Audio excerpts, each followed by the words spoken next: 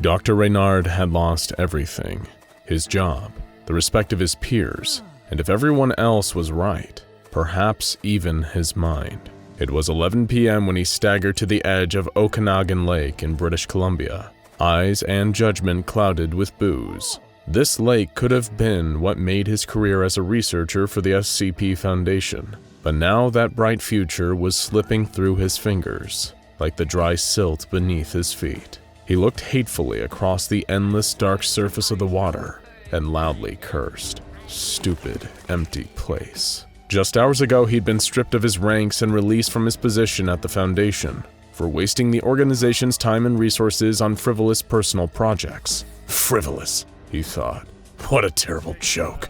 Just because the higher-ups refused to acknowledge what was going out here didn't mean it wasn't there. Moonlight shimmered off the water's surface. Wait, was that moonlight? Or was there something lurking underneath the water? To truly answer this question, if any answer is possible at all, we need to go back to the beginning and ask ourselves a different question. How does the SCP Foundation actually find most of the anomalies it catalogs and contains? It is a simple question with a multifaceted answer, depending on the anomaly in question. For the most part, the Foundation has a network of field agents embedded in pretty much every institution across the globe, including rival groups of interest like the Global Occult Coalition and the Serpent's Hand. If they so much as sniff the strange and unusual, they alert the nearest site director and the necessary personnel are dispatched to the scene. There's also the Foundation web crawlers, which are a form of specialized software constantly patrolling the web for anomalous activity that the Foundation wants to know about. And one of the rarer but still incredibly important methods of finding SCPs involve looking into myths and local legends. Sure, it may seem like a good way to waste time and resources, but the crossover between recorded SCPs and folklore is surprisingly common. Take SCP-1000, the formerly hyper-intelligent apes that were nearly the dominant species on Earth until humans and a certain capricious forest god pulled the dirty trick on them. They're better known to most civilians as the legendary Bigfoot or Sasquatch, perhaps the most famous cryptid of all time. Or SCP-1337 the Hitchhiker, an anomalous spectral entity that manifests in the cars of those who don't pick her up, and performs horrific acts of violence against them. She's eerily similar to legends you can find not only all over the US, but the entire world, of ghostly hitchhikers intruding into the cars of unwary travelers and scaring them half to death. Or worse, if you're unlucky. Another case where myths and legends pointed the SCP Foundation in exactly the right direction. And of course, there's SCP-136, the terrifying naked doll. This was an almost featureless children's doll found inside an abandoned house, but prolonged time in its presence can make you the victim of a warped apparition that'll drive you half mad with fear. It's got such a detrimental psychological effect on people that the Foundation has been controversially using it as a torture method during enhanced interrogation sessions with captured members of rival groups of interest. And how did they find it? The Foundation keeps track of neighborhood rumors about haunted houses with supposedly supernatural inhabitants. Clearly, when it looks like it might actually get results, no myth or local legend is too big or too small to warrant an investigation from the SCP Foundation. It was with this mindset that a younger, happier, and less drunk Dr. B. Renard set off with his team to Okanagan Lake, in search of what locals had referred to as the legendary Ogopogo. We've all heard of the Loch Ness Monster, the lake monster from Scotland that's been turning heads for the better part of a century, and may be related to two other similar SCPs, namely SCP-3934 and SCP-5533. But Ogopogo is Canada's answer to good old Nessie. While the Loch Ness Monster resembles a plesiosaur, the Ogopogo is much more serpentine, with a long, coiling body covered in green scales. Its long tail is said to be able to create fierce storms along the surface of the water with its vicious whips, killing scores of unfortunate adventurers who dared stray too close. The name Ogopogo is also a palindrome, meaning it reads the same forwards as it does backwards, and is believed to have originated in the novelty song from the year 1924. However, it's likely that the actual beast this somewhat goofy name was given to is a much older, fiercer entity. And for the sake of his reputation as a researcher, as he took a plane to the Okanagan Valley, Dr. Renard very much hoped this was the case. Of course, he'd explored the legends heavily, so much so that he was sure there had to be something to this whole thing.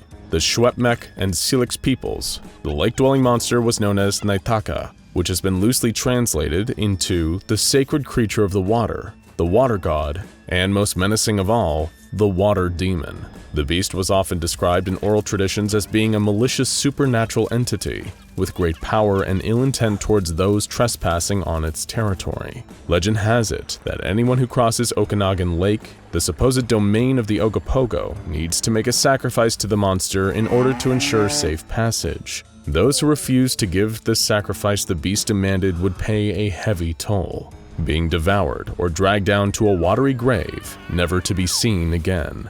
And this monster isn't just some old folktale either. Contemporary sightings have dated back to 1873, with both settlers and First Nations people alike spotting the sinister Ogopogo in the intervening years. Dr. Reynard had pored through the files on hundreds of sightings. There were a number of incidents in the 1980s, so much so that the environmentalist group Greenpeace moved to have the creature classified as a protected species. Naturally, official sources decided against the idea, claiming that none of the sightings were of substance. In 1992, a vast shape filmed under the murky water in Okanagan Lake was suggested to be the legendary beast. However, the FBI stepped in to deny the validity of this case, stating that the beast was much more likely to be debris falling off a local tree, disappointing lovers of the strange and unusual everywhere. In 2011, nearly 20 years later, there was more video footage of a sighting, showing large, dark shapes moving underneath the surface of the Okanagan Lake. However, this claim was once again dismissed by all outside parties, claiming the shape of the beast underneath the water was more likely to be a pair of logs.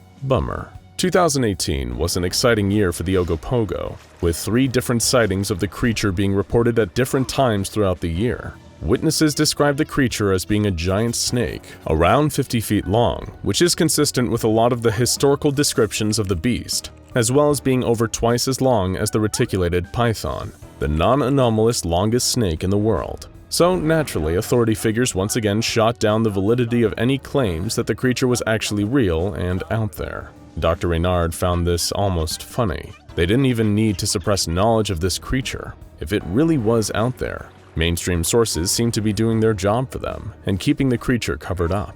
He was determined, though, that he would be the one to prove to his superiors that this creature was indeed real and lurking in Okanagan Lake. He organized a number of varied investigative missions, from actively trawling the lake itself to conducting interviews with first-hand witnesses as well as those who claimed to see no merit in their evidence and testimony.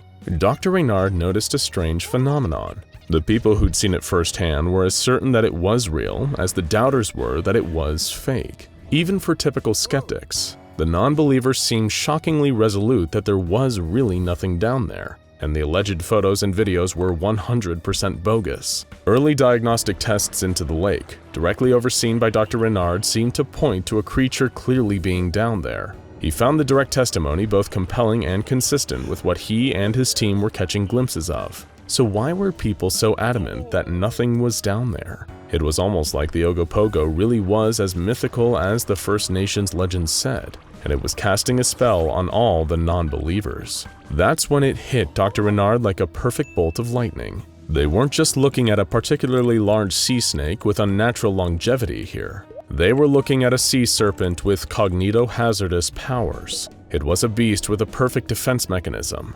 Only those who saw it up close would actually believe that the creature was real. Anyone who found out about it via secondary sources would experience an extreme state of incredulity. Nobody except those who saw it directly would ever believe that it existed, and thus even the most intelligent prey would lower their defenses around its domain. An elegant and dangerous anomalous hunter, Dr. Reynard had found himself a worthy opponent, and one that would help him make his mark at the Foundation. He drew up the file and gave it the designation SCP-1933 before sending it back to his supervisors. They wrote back, saying that they didn't feel as though there was enough of a basis and evidence to deem this entry worthy of inclusion. If Dr. Reynard wanted to have his so-called Ogopogo dignified with entry into the SCP Foundation archives, he needed to back it up properly. This presented a problem to Dr. Reynard.